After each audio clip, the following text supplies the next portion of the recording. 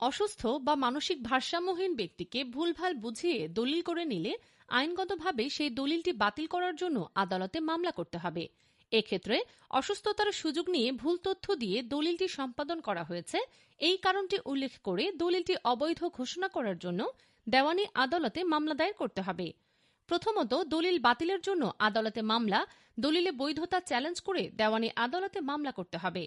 আদালতে প্রমাণ করতে হবে যে অসুস্থতার কারণে ভুক্তভোগী ব্যক্তি সঠিক সিদ্ধান্ত নিতে পারেনি এবং তাকে ভুল বুঝিয়ে দলিলটি করা হয়েছে।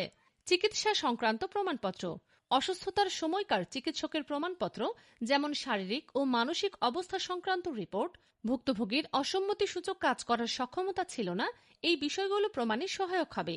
সাক্ষীর উপস্থিতি: এমন ব্যক্তি যারা ঘটনাটি জানেন বা ভুক্তভোগীর অসুস্থতা সম্পর্কে অবগত ছিলেন, তাদের সাক্ষ্য প্রমাণ হিসেবে গুরুত্বপূর্ণ ভূমিকা পালন করতে পারে।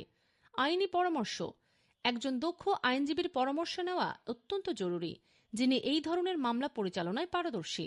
জমিজমা বিষয়ক এরকম তথ্য ও পরামর্শ পেতে আমাদের ফলো করুন, শেয়ার করে অন্যদেরকেও জানার সুযোগ করে দিন। প্রয়োজনে প্রোফাইলে দেওয়া নাম্বারে যোগাযোগ করুন।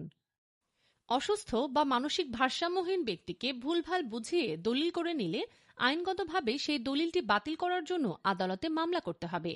এক্ষেত্রে অসুস্থতার সুযোগ নিয়ে ভুল তথ্য দিয়ে দলিলটি সম্পাদন করা হয়েছে এই কারণটি উল্লেখ করে দলিলটি অবৈধ ঘোষণা করার জন্য দেওয়ানি আদালতে মামলা দায়ের করতে হবে। প্রথমত, দলিল বাতিলের জন্য আদালতে মামলা, দলিলে বৈধতা চ্যালেঞ্জ করে দেওয়ানি আদালতে মামলা করতে হবে। আদালতে প্রমাণ করতে হবে যে অসুস্থতার কারণে ভুক্তভোগী ব্যক্তি সঠিক সিদ্ধান্ত নিতে পারেনি এবং তাকে ভুল বুঝিয়ে দলিলটি করা হয়েছে। চিকিৎসা সংক্রান্ত প্রমাণপত্র: অসুস্থতার সময়কার চিকিৎসকের প্রমাণপত্র, যেমন শারীরিক ও মানসিক অবস্থা সংক্রান্ত রিপোর্ট, ভুক্তভোগীর অসম্মতিসূচক কাজ করার সক্ষমতা ছিল না, এই বিষয়গুলো প্রমাণে সহায়ক হবে।